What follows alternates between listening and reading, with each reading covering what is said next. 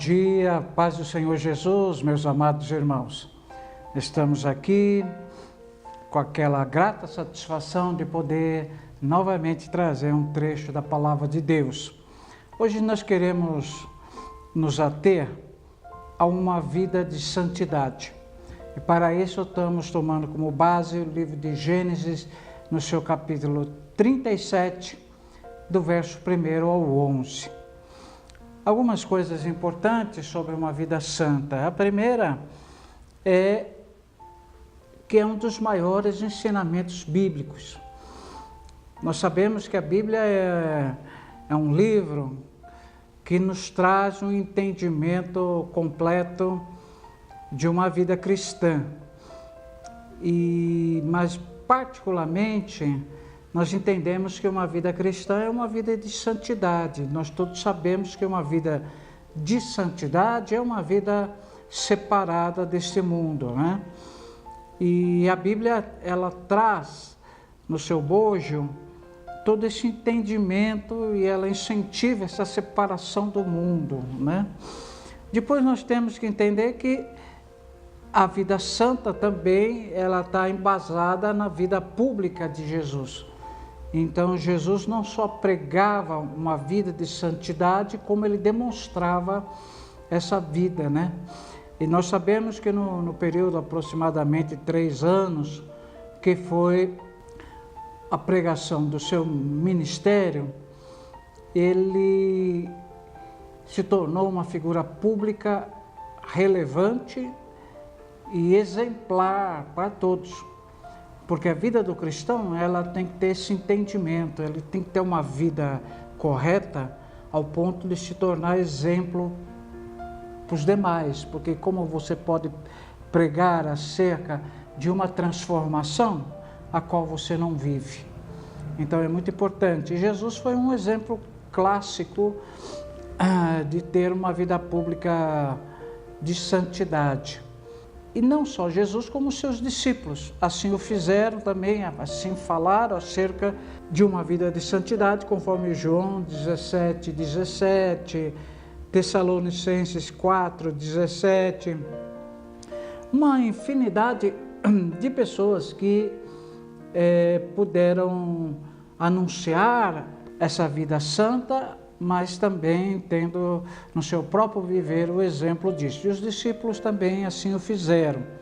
Mas a Bíblia também fala das pessoas que se corromperam. É o caso do rei Acabe, que embora fora um rei de Israel, passou a ter uma vida totalmente inadequada para alguém que se diz que teme a Deus, que anda segundo os preceitos de Deus. Em contrapartida, nós temos, por exemplo, a vida de José, que tinha toda uma situação, né? O livro de Gênesis 37, que foi a base dessa nossa conversa, conta um pouquinho da vida de José, né? E José foi um exemplo maior de um homem que não se corrompeu. Ele tinha infinitas razões para isso, né? Fora desprezado. Vocês conhecem toda a história bíblica de José. Mas, no entanto, a vida dele foi sempre cercada de uma vida de alguém separado do mundo, alguém que tinha prazer em viver a vida proposta de Deus para ele. Bom, eu quero apontar 4 situações dessa vida de santidade. A primeira é: uma vida santa se aparta do pecado. José, primeiramente, não se deixou influenciar pelos seus irmãos, né? Porque todos nós sabemos que os seus irmãos haviam feito um complô para lhe tirar a vida, permitiram que os ciúmes adentrassem no coração deles todos e em nenhum momento se preocuparam que aquele a qual eles estavam fazendo mal era o seu próprio irmão, né? Então, está longe de ser uma vida de alguém que teme o Senhor, querer atentar contra o próprio irmão, né? José também, nós podemos dizer que ele se apartou do pecado quando houve uma circunstância ele já longe dos irmãos, ele foi levado escravo e na casa de Potifar, sua mulher, buscou um algo a mais com José. E José refutou isso de imediato, não querendo se corromper. E então aqui nós podemos observar na vida de José uma vida de alguém em santidade, se apartando do mal, seja ele qual for. Depois nós podemos dizer também que uma vida santa, ela denuncia o pecado. Você não pode querer ter uma vida santa e ser, de alguma maneira, compromissado ou estando ciente de um erro e não denunciar isso, porque nós viemos nesse mundo com firme propósito de não só pregar quanto o pecado, mas também denunciar ele, dizer o quanto ele é prejudicial, o quanto não é bom que o homem assim o faça, né? Eu, às vezes, nos dias contemporâneos, eu vejo lá um maço de cigarro, dizendo assim, esse produto causa câncer. Está denunciando o erro. Infelizmente, as pessoas não aderem à mensagem ali. Muitas vezes com nós é a mesma coisa. A gente anuncia o pecado, que o pecado não levará à salvação de alma de ninguém, mas nós temos que fazer o nosso papel, anunciar. Então, denunciando o erro, denunciando o pecado. Se nós nos calarmos, nós vamos ser coparticipantes do erro. Então, se nós não denunciarmos o pecado, nós vamos ser comprometidos também por ele, pela não ação em falar e denunciar ele, ok?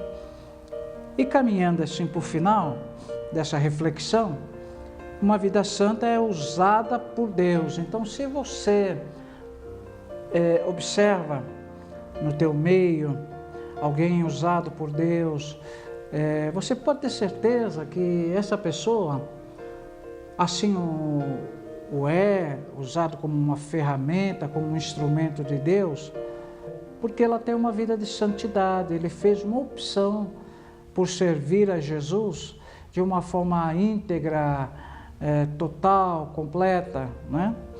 Então, se você quer ter um instrumento na mão de Deus, faça isso. Procure santificar um pouco mais a sua vida.